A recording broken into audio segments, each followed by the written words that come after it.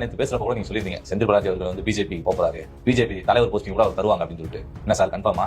செந்தில் பாலாஜி அதிமுகவின் துணை பொதுச் செயலாளர் ஆவதற்கான பேச்சுவார்த்தைகள் அட்வான்ஸ் கட்டத்தை எட்டியுள்ளன. யார் சார் துணை பொதுச் செயலாளர் ஆகுவா? எடப்பாடி தான். இல்ல சார், செந்தில் பாலாஜி அவர்கள் வந்து இந்த மாதிரியான எதிர்காலம் இல்லாததுல போய் சேர மாட்டாரு அவரு. இப்போது அவருக்கு உடனடியாக பிஜேபியில் இருந்து அழைப்பு வரவில்லை. ஒன்று, அழைப்பு வரும் இடம் எது? அதிமுக. எடப்பாடி அழைக்கிறார். செந்தில் பாலாஜி அவரிடம் கேட்பது, எனக்கு துணை பொதுச் செயலாளர் கரூர் மற்றும் கோவை மாவட்டத்தின் பொறுப்பாளர், இரண்டையும் கொடுத்தீர்கள் என்றால் போதும். சோ இதை எடப்பாடி ஏன் ஏத்துக்கணும்? வேலுமணிக்கு எப்படிதான் செக் வைக்கிறது? எதிர்கட்சிக்காரனை பற்றி எனக்கு பிரச்சனை இல்லை, என் கட்சிக்காரனையும் அழிக்க வேண்டும். இதுதானே எடப்பாடியின் ஒற்றை இலக்கு. அந்த அடிப்படையில் வேலுமணியின் அரசியல் எதிர்காலத்தை ஒழிக்க சரியான நபர் செந்தில் பாலாஜி என்று முடிவெடுத்து அவரும் துணை பொதுச் செயலாளர் தானே முனுசாமி கேபிஎம் கூட போய் பக்கத்தில் உட்கார் என்று அவர்கள் முடிவெடுத்திருப்பதாக தகவல்கள் வந்திருக்கின்றன. இதற்கு ஒரு பின்னணி இருக்கிறது. திமுகவினர் யாருடனும் செந்தில் பாலாஜி நெருங்குவதில்லை என்று ஒரு செய்தி ஜூனியர் அதிலே வந்து நம்ம வந்திருந்துச்சு. நம்ம பேசணும். கொடுக்கல் வாங்கலில் பெரிய பிணக்கு ஏற்பட்டுள்ளது. 700 கோடியை கொடு என்று சபரீசன் கேட்க, நான் சம்பாதிச்சது எல்லாத்தையுமே கொண்டு வந்து உங்ககிட்ட தானே கொடுத்தேன், இருக்கிறதையும் கேட்டீங்கன்னா நான் என்ன செய்வது என்று கேட்க, உன்னிடம் இருப்பது எல்லாமே நாங்கள் போட்ட பிச்சை என்று மாப்பிள்ளை ஆணவமாக பேச, இதற்கு மேல் உங்களிடம் பேசுவதற்கு எதுவும் இல்லை என்று செந்தில் பாலாஜி வெளியேற, அதிலிருந்து இந்த விரிசல் பெரிதாகிவிட்டது.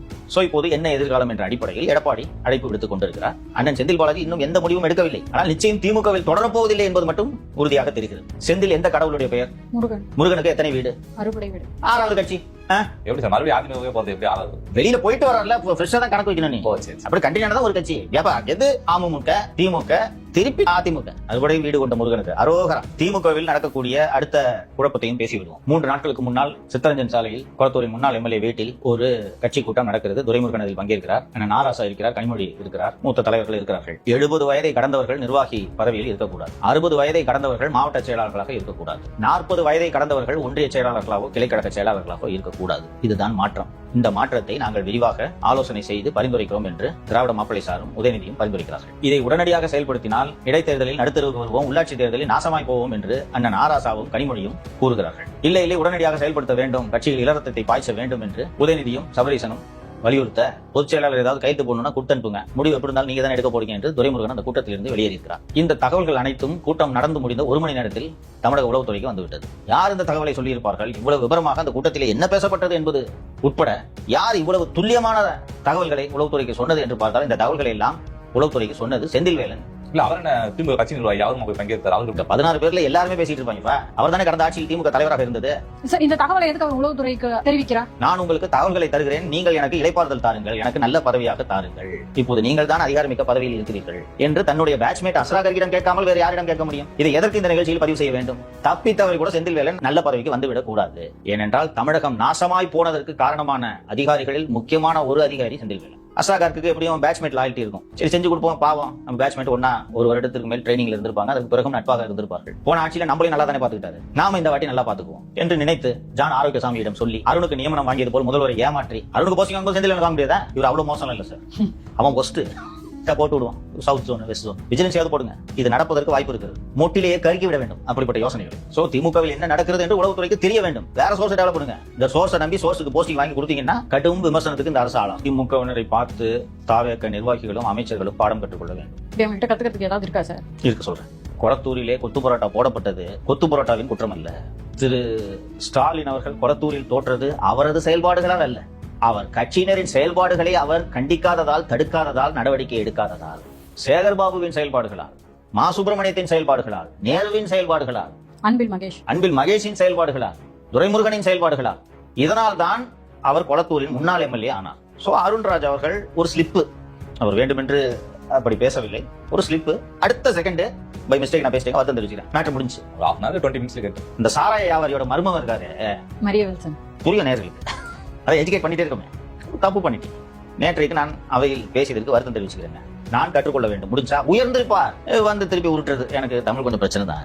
நான் கொஞ்சம் கோவப்பட்டு சரிடா, கோவப்பட்டேன், அதுக்கு வருத்தம் எங்க? ஒரு அவையில் பேசுகிறோமே, கண்ணிய குறைவாக பேசிவிட்டோமே, அதுக்கு இந்த ஒரு அருண்ராஜ் அவர் தான் தாவேக்க மந்திரி, தப்பா பேசுங்க, வருத்தம் தெரிவிச்சுக்கிறேன், முடிஞ்சு போச்சா, இஷ்யூ க்ளோஸ். இப்போ மாரி வில்சன் தொடர்ந்து அடி வாங்க தான் போறாரு.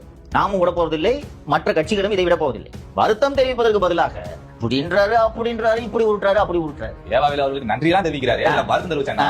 சோ தாவேகவின் அமைச்சர்கள், நிர்வாகிகள் கொளத்தூரில் ஸ்டாலின் கொத்து பரோட்டா போடப்பட்டது போலவே நீங்களும் வீட்டுக்கு அனுப்பப்படுவது நடக்கவே நடக்காது என்று இருமாந்து இருக்காதீர்கள். ஸ்டாலினை சுற்றியுள்ளவர்களின் செயல்பாடுகளால் தான் இன்று அவர் வீட்டில் ஓய்வாக உட்கார்ந்து முதியவர்களை சந்தித்துக் கொண்டிருக்கிறேன். சட்டப்பேரவை கூட வர முடியாமல் அந்த சட்டப்பேரவை நிகழ்ச்சி டிவியில பார்க்க வேண்டிய சூழ்நிலை. டிவில தான் பார்க்கணும், இல்லைன்னா விசிட்டர் பாஸ் வாங்கிட்டு வந்து பார்க்கணும். ரொம்ப கட்டாயம் வந்து தாவேக நிர்வாகிகளும் இன்னொன்னு ஒரு விஷயத்தை நல்லா புரிஞ்சுங்க. உங்களுடைய அறிவுக்கும் திறமைக்கும் அழகுக்கும் இந்த வாக்கு விழவில்லை. விஜய் என்ற ஒற்றை மனிதருக்காக விழுந்த வாக்கு. அந்த தலையே அமைதியாக இருக்கும்போது வாள்கள் ஆடி தலைவலியை உண்டாக்காது. அடுத்ததாக நேற்று விவாத பொருளானது பத்திரிகையாளர்களுக்கு அனுமதி இல்லை. தமிழ்நாட்டின் உண்மையான பத்திரிகையாளர் சங்கமான சென்னை பத்திரிகையாளர் சங்கமே கண்டனம் தெரிவிச்சு. இங்க யாரும் பத்திரிகையாளர்கள் இல்லை, அதனால் பத்திரிகையாளர்களுக்கு அனுமதி இல்லை. அவ்வளவுதான். அரசு தரப்பிலிருந்து என்ன விளக்கம் கொடுக்கப்பட்டது என்றால், அந்த ஹோட்டலில் 50 பேருக்கு தான், ஏதோ பிரைவேட் ஹோட்டல் நடந்துச்சுன்னு நினைக்கிறேன். ஆமா சார். 50 பத்திரிகையாளர்களுக்கு தான் இடம் ஒதுக்க முடியும். சிஎம் ஃபங்க்ஷனா ஏராளமான கேமராக்கள் போடப்படும். கேமராவுக்கே நாங்கள் சைசபிள் ஸ்பேஸ் ஒதுக்கணும், அதனால ப்ரொவைட் பண்ண முடியல என்ற விளக்கம் கொடுக்கப்பட்டிருக்கிறது. நான் என்ன சொல்றேன், உங்களை எல்லாம் எதுக்கு கூப்பிடணும்? 5 வருஷமா ஒரு நாளாவது பத்திரிகையாளர் பணியை நீங்கள் செய்திருக்கீங்களா? உங்களை எதற்கு மதிக்க வேண்டும்? மக்கள் பிரச்சனை பத்தி எனக்காவது முக ஸ்டாலின் அவர்கள் கேள்வி கேட்டிருக்காங்களா சார்? கேள்வி கேட்டிருக்கீங்களா? நீங்க ஃபர்ஸ்ட் பேசியிருக்கீங்களா? எழுதிருக்கீங்களா? ஒருத்தர சொல்லுங்க, இந்த அரசின் ஊழல்களை வெளிப்படுத்தி இருக்கிறார்கள் என்று ஒருவர் சொல்லுங்கள். நீங்கள் உண்மைகளை எழுதி அந்த உண்மைகளை பார்த்து மக்கள் வாக்களித்தா இந்த அரசு ஆட்சிக்கு வந்திருக்கிறது. நீங்க ஒழுங்கா உண்மையை எழுதி பேசியிருந்தீங்கன்னா இப்போது போல சிறுபான்மை ஆட்சியாக இது இருக்காது, இல்லையா? கடைசி வரைக்கும் மனசாட்சியை அடகு வைத்து அல்லது விற்று திமுகவை தலையில் தூக்கி சுமந்து கொண்டிருந்ததால் தான் இன்று அந்த கட்சி எதிர்கட்சியாக இருக்கிறது. நீங்கள் உங்கள் பணியை உலசுத்தியோடு செய்திருந்தீர்கள் என்றால் திமுக இந்நேரம் 3வது இடத்தில் இருந்திருக்க வேண்டும். அப்படி இருக்கும்போது உங்களுக்கு எதுக்கு மரியாதை கொடுக்கணும்னு நான் வெளிப்படையாகவே கேட்கிறேன். அவர் நிர்மல்குமார் ஏதோ பண்பா சொல்றாரு, இல்லங்க இடம் இல்ல, அதான் கூப்பிட முடியல அப்படின்ட்டு. கூப்பிடாதீங்கன்ற இனிமேல் கூப்பிடவே கூப்பிடாதீங்க. மக்கள் உங்களோடு இருக்கிறார்கள். உங்களது செயல்பாடுகளையும் உங்களது திட்டங்களையும் மக்களிடம் கொண்டு செல்வதற்கு உங்கள் வெர்ச்சுவல் வாரியர்கள் இருக்கிறார்கள். இவங்க எதுக்குன்னு கேட்கிறேன். they have become obsolete. எதுக்கு உங்களுக்கு எல்லாம் ரோசம்? இப்படிதான் நடத்துறவங்களை நீட்டி முழக்கி கொண்டு வருகிறார்கள். சென்னை பத்திரிகையாளர் மன்றம் பூரா திமுக சொம்பு. தாவேகா எம்எல்ஏக்களே விலைக்கு வாங்குறதுல ஒரு ஏஜென்ட்டா இல்ல செயல்படுறாங்க ஒரு சில பத்திரிகையாளர். தொடக்கத்தில் அந்த பாரதி மொழியாரை பத்தி பேசும்போது நான் சொன்னேன்ல, இவர்களுக்கெல்லாம் ஒரு செருக்கு இருக்கு. எல்லாம் எப்படிப்பட்ட ஜீனியஸ், அறிவாளி, தற்குறிங்க என்று அந்த செருக்கு இருக்கிறது. போயும் வந்துட்டாங்க. இன்னமும் கூட இப்படித்தான் இவர்கள் நினைத்துக் கொண்டிருக்கிறார்கள். பெரும்பாலானோர் திமுக கூட ஏத்துட்டு போயிடுவாங்க. இந்த பத்திரிகையாளர்களால் தாங்க முடியல, அடிச்சுக்கிறாங்க. அப்போ உங்களை கேட்டுக்கு வெளியே தான் நிக்க வைக்கணும்ன்ற. பட் அது காரணம் இல்ல சார் வெளியே நிக்க வச்சதுக்கு. அது காரணமாக இருந்தாலும் தவறில்லை என்கிறேன். இனியும் இவர்களை இப்படித்தான் நடத்த வேண்டும் என்கிறேன். பாய்காட் பண்ணுங்க பாப்பா. பாய்காட் பண்ண கம்பெனில வேலை கொடுத்துக்கிறோம். கரெக்டா? உங்களை இப்படித்தான் நடத்த வேண்டும். எனக்கு அதில் துளியும் வருத்தம் இல்லை. வழக்கமாக பத்திரிகை சுதந்திரத்திற்காக பத்திரிகையாளர்களுக்காக எப்போதும் குரல் கொடுப்பவன் நான். 5 ஆண்டுகளாக இவர்களது செயல்பாடுகளை பார்த்து அருவருப்படைகிறேன். நீங்கள் எல்லாம் மனிதர்களா என்று நான் உள்ளபடியே அருவருப்படைகிறேன். சாதாரண பாமரனுக்கும் பொதுமக்களுக்கும் இருந்த கோபம் உங்களுக்கு இல்லையே. சாதாரண பாமரனும் பொதுமக்களும் கோபம் அடைந்துதானே தாவேகாவை ஆட்சியில் அமர்த்தி இருக்கிறார்கள். ஆனா நீங்க இன்னும் மட்டும் கொடுத்துட்டீங்க. இங்க நொல்ல அங்க நொட்ட. எங்கிருந்தடா உங்களுக்கு எல்லாம் இப்படி ஒரு ஆணவம் வருகிறது? இந்த ஆணவத்துக்காக தான் திராவிட முன்னேற்ற கழகம் அழிய வேண்டும் என்று நான் மீண்டும் மீண்டும் சொல்லிக் கொண்டிருக்கிறேன். இதே RS பாரதி மொழியார் தான் தாழ்த்தப்பட்டவர்களும் பிற்படுத்தப்பட்டவர்களும் நீதிபதியானது திமுக போட்ட பிச்சை என்று பேசினார். திமுக போட்ட பிச்சைனா இல்லைன்னா நீதிபதி ஆக மாட்டாங்களா? உங்களுக்கு அதாவது தெரியுதா? இந்த பணையார் புத்தி போல உங்களுக்கு இன்னும் தெரியுதா? இதன் காரணமாக தான் இனி திமுக எந்த காலத்திலும் ஆட்சிக்கு வந்துவிடக் கூடாது, வராது. திமுக அழித்து ஒழிக்கப்பட வேண்டிய ஒரு கட்சி. இன்னைக்கு ஒரு நல்ல ஆட்சி நடந்துட்டு இருக்குங்க. மக்கள் புத்திசாலித்தனமாக திமுகவும் வேண்டாம், அதிமுகவும் வேண்டாம், 60 ஆண்டுகள் உங்களது ஆதிக்கம் போதும் என்று முடிவெடுத்து ஒரு புதிய ஆட்சியை அமர வைத்திருக்கிறார்கள். இந்த ஆட்சி நல்ல ஆட்சியை தந்து கொண்டிருக்கிறது. அந்த ஆட்சி வருவதற்கு காரணமானவன் கஞ்சா அடித்து விட்டு இந்த ஆட்சியை தேர்ந்தெடுத்தான் என்று பேச உங்களுக்கு எவ்வளவு நெஞ்செடுத்த வேண்டும்? ஆணவத்தின் உச்சம் இல்லையாது. நல்ல சாவே வராதுன்றது. இது என்னமா பேச்சு? ஃபர்ஸ்ட் உங்களுக்கு இந்த மூட நம்பிக்கையா இருக்கா? சாப விட்டா பழிச்சிருமா? அவங்க கட்சியோட கொள்கை கேட்கிறேன். அப்ப நீங்க நம்புறீங்க இந்த ஜனகபுரம் தான் மண்ணை வாரி தூத்துறாங்க?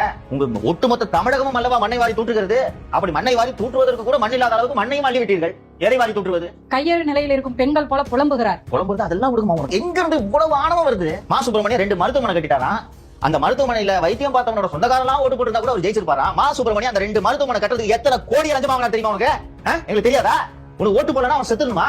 இந்த ஆணவம் அல்லது இந்த எண்ணம் திமுக தலைவர்கள் எல்லோரிடமும் இருக்கிறது. அதை நீட்சியாக இந்த எண்ணம் பத்திரிகையாளர்களிடமும் இருக்கிறது. நீங்க நன்றாக கவனித்து பார்த்தாலும் உங்களுக்கு தெரியும். புத்தி கெட்டவனுங்க, அறிவில்லாதவனுங்க போய் இந்த ஆட்சியை தேர்ந்தெடுத்தாங்களே, போய் இவனெல்லாம் எம்எல்ஏ ஆகிட்டாங்களே, இவனெல்லாம் மந்திரி ஆகிட்டாங்களே. இந்த எண்ணம் பெரும்பாலானவரிடம் இருக்கிறது. அவர்கள் இதற்கு முன்பு தாவேகாவை இப்போது பேசுவது போல் அண்ணா திராவிட முன்னேற்ற கழகத்தையும் இப்படித்தான் பேசிக் கொண்டிருந்தார்கள். கூத்தாடி கட்சி, நடிகர் கட்சி, சிறடிச்சான் குஞ்சுகள் எல்லாம் சேர்ந்து நடத்தும் கட்சி தான் அண்ணா திராவிட முன்னேற்ற கழகம் என்று முன்னாடி பேசிக் கொண்டிருந்தார்கள். அதை விட ஒரு குழந்தை கட்சி நம்மை வீழ்த்தி விட்டதே, சின்ன பசங்க எல்லாம் சேர்ந்து நம்மளை அடிச்சிட்டாங்களே அப்படின்ற அந்த அவமானம் தாங்க முடியவில்லை. திமுக ஆதரவாளர்கள், திமுக இருப்பவர்கள் பெரும்பாலானோருக்கு இந்த எண்ணம் எப்படிப்பட்ட எண்ணம்னா, நம்ம திராவிட சித்தாந்தம் பேசுறோம், தமிழ் இலக்கியம் பேசுகிறோம், தமிழர் பண்பாடு பேசுகிறோம், தமிழர் பெருமை பேசுகிறோம். இளைஞர்கள் இருக்கவங்களுக்கு என்ன தெரியும், ரிக்ஷாக்காரன் படத்தை பார்த்துட்டு விசில் அடிக்கிறவன் என்ற இந்த ஏளனமும் ஆணவ எண்ணமும் அவர்களுக்கு எப்போதும் உண்டு. காங்கிரஸ் எப்படி சொல்ல முடியாது, சுதந்திரம் வாங்கி கொடுத்த கட்சி என்ற பேர் உண்டு, காங்கிரஸ் இல்லாம போச்சு. அதனால் அந்த கட்சி இவர்களுக்கு எதிரி இல்லை. இவர்களை வீழ்த்தக்கூடிய கட்சி எது? அதிமுக.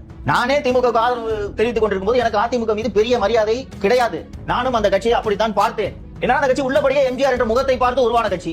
அந்த கட்சி வெற்றி பெற்றது எம்ஜிஆரோட சாவுனாலதான், வேற ஒன்றும் இல்லை. கட்சியோட கொள்கை என்னன்னு கேட்டா அண்ணாயிசம் என்பார். அண்ணாயிசம் என்றால் என்ன? அண்ணாவுக்கும் தெரியாது, எம்ஜிஆருக்கும் தெரியாது. அடிப்படையில ஜனங்களுக்கு நல்லது பண்ணும். அந்த கட்சி நல்லது பண்ணுது. உங்களை மாதிரி திருடல, சாபம் விடல. ஜனங்க மீண்டும் மீண்டும் அதிமுக தேர்ந்தெடுத்தார்களா? அது போல இந்த கட்சிக்கு தாவேக்கு இவங்க சொல்லிப்பாங்க, பிறப்பக்கும் எல்லா உயிருக்கும் தேசியமும் திராவிடமும் எங்களது இருக்கண்கள். அதெல்லாம் இல்ல. உண்மையிலே இந்த கட்சிக்கு கொள்கை எதுவுமே கிடையாது. ஒவ்வொரு விஷயத்துக்கு ஏற்ப நிலைப்பாடு எடுப்பார்கள். இன்னும் சொல்ல போனால் அது சரிதானே.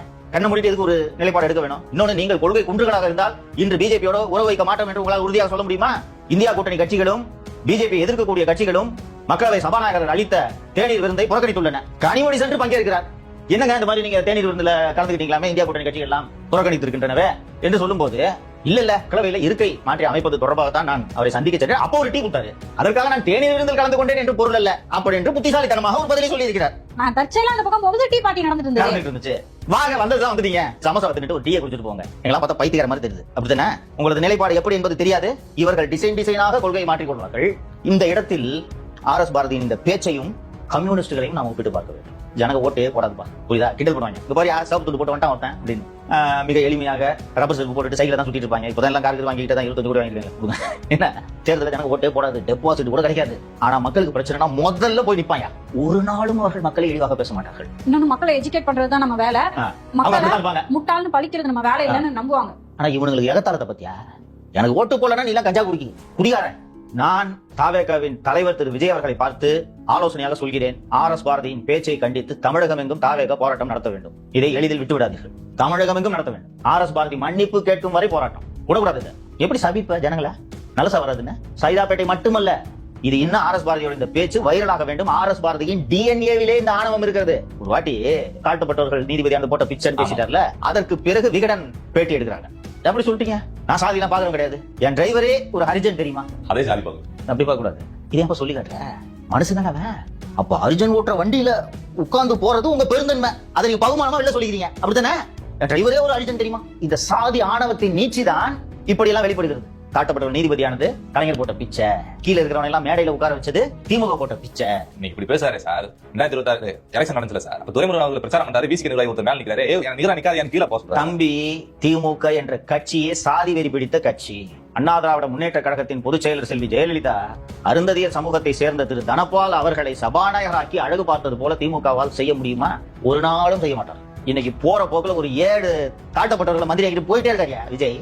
அவங்க பகுமானமா பேசிக்கல. பார்த்தீர்களா, நாங்கள் 7 தலித்துகளை அமைச்சர்களாக்கி இருக்கிறோம் எங்கேயும் சொல்லிக்கல. அவர்களை மனிதர்களாக பார்க்கிறார்கள். நீங்க தான் அவனை சாதியை வச்சு பாக்குறீங்க. சாதியை வைத்து பார்ப்பதால் தான் எப்போது பார்த்தாலும் உங்களுக்கு இந்த பேச்சு தான் வருகிறது. அதாவது திமுக ஒரு கட்சி இல்லைன்னா பிராமணர்களை தவிர அத்தனை பேரும் இங்கே கொத்தடிமைகளாக இருப்பார்கள். இதுதான் இவங்க ஐடியாலஜி. பெரியார் இல்லைன்னா கேரளா பெரியார் கூட தான் இல்ல, எல்லாம் என்ன கொத்தடிமையா இருக்காங்க. நம்ம சைடு கேரளா நல்லா டெவலப் ஆயிருக்கு. இன்னும் சொல்ல போனா நம்மை விட மிக கற்றறிந்த மக்களாக அவர்கள் இருக்கிறார்கள். அதிகம் படித்தவர்கள் அங்கதான். தாவேக கட்சி இதை சும்மா விடக்கூடாது. RS பாரதி மொல்லியாருக்கு, அறிவாலய ஏட்டையாவுக்கு ஒரு தக்க பாடத்தை தாவேக புகட்ட வேண்டும் என்பதை தாவேக தலைவருக்கு கோரிக்கையாக வைக்கிறேன். அது இன்னொன்று பேசுறா சார். அந்த இருக்க நிர்வாகிகளை பார்த்து சொல்ல இனிமேல் எல்லாரும் வாய முடிக்குங்க. அவங்க பிரச்சனை அவங்க ரோட்ல போய் போராடிட்டு அவங்க மண்டையில மண்ணவாரி போட்டுட்டு வீட்டு வரிகளா நேரி ரொம்ப அக்கறையா பேசுறீங்க. இனிமேல் பட்டு தயவு செய்து வாய சும்மா இருங்க. எதிகாரமா நமக்கு என்ன? ஓட்டு போட்டு வந்தானே அவனா பார்த்து ரோடுக்கு வந்து அவன் தலையில ஒரு மண்ணை போட்டுனாதான் இந்த சமுதாயத்துக்கு புத்தி வரும். இப்ப நான் கம்யூனிஸ்டுகளை ஒப்பிட்டேன். டெபாசிட் போய் தோத்து சிங்கிள் டிஜிட் ஓட்டு வாங்கிட்டா கூட மக்களுக்கு பிரச்சனை முதல்ல போய் நிப்பாங்க பாஸ். இப்பவும் எப்பவும் பகுமானத்தை பத்தியா, மல்லியா பகுமானத்தை பத்தியா, அவனுக்கு ஏதாவது பிரச்சனை அவன் போட்டுக்கிட்டான், அவன் தலையில மனவரி போட்டுட்டாங்க, அவனே போய் பாத்துக்கிட்டோம். நீங்க இப்ப என்ன மக்களுக்கு பிரச்சனை போராட்டம் நடத்தி நீங்க உரிமைகளை வாங்கி கொடுத்து கிழிச்சிங்க. நீங்க தமிழ் வளர்க்குறேன் ஊரு ஃபுல்லா பேசிட்டு தமிழ் மொழி எதிராக பேசினா ஒரு போராட்டம் நடத்தல. அதுக்கு போராட்டம் நடத்தல. இங்க எதுக்கு அப்ப போராட்டம் பண்ணீங்க? அசிங்கமா பொம்பளை கேஸ்ல ஜெயிலுக்கு போறவங்களுக்கு ஆதரவா தமிழ்நாடு பூரா போராட்டம் நடத்துறீங்க. உண்டா இல்லையா? ஆபாச பேச்சாளர் கைது செய்யப்பட்டதற்கு ஆதரவாக நீங்கள் போராட்டம் நடத்துறீங்க தானே? உங்க புத்தி தெரியாது, உங்க லட்சணம் தெரியாது. மக்களுக்கு உரிமைக்காக போராட்டம் நடத்தி எல்லாத்தையும் வாங்கி கொடுத்துருவாங்க.